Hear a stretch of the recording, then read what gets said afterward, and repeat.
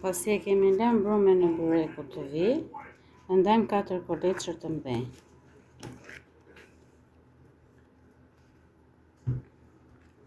Peta do t'i hapim pak, do t'i luj me vaj, unë i luj me vaj ulliri, dhe do t'i lëmë prap të pushoj brumin.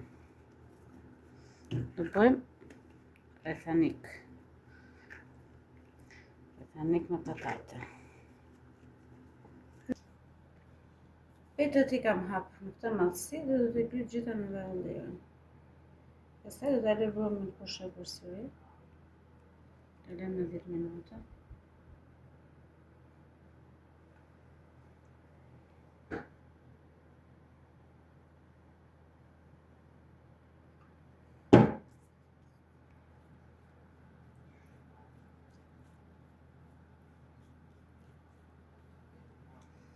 I lëm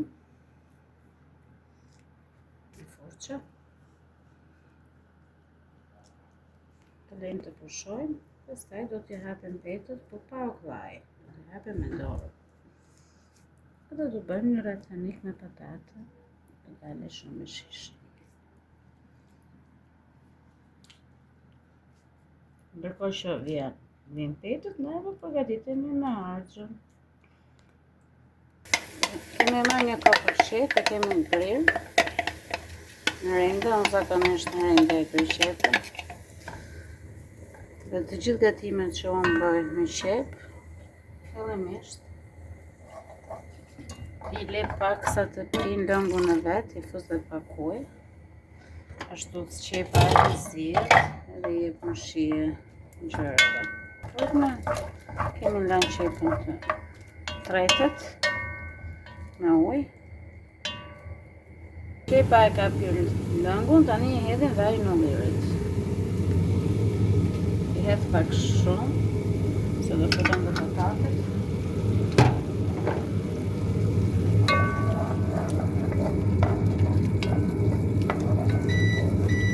Patatet i kemi bërë në kubik të vegjël, se korale do shumë të vogla.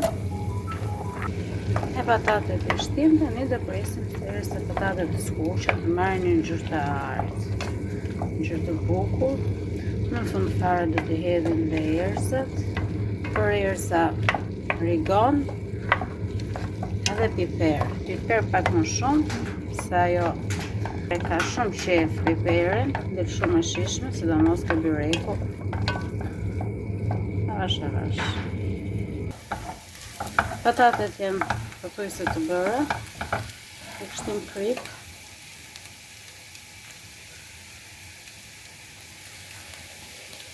Kështim edhe erëzat. Piper.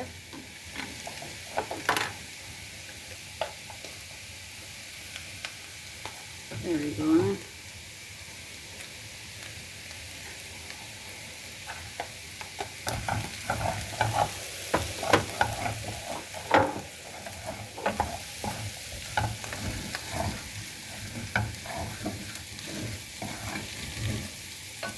Ndërkohë që e fikim zjarrin, do të më pak harxhën të ftohet dhe ne do vazhdojmë me petët. Hapim petët. Hapim petën.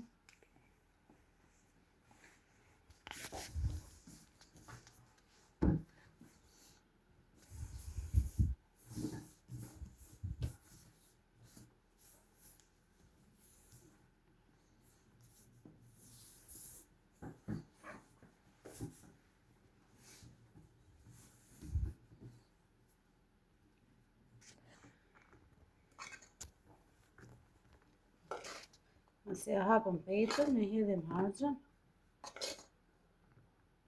dhe fillojmë pastaj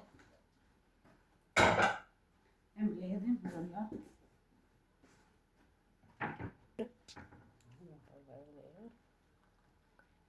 Ulliri. Tani do ta mbledhim.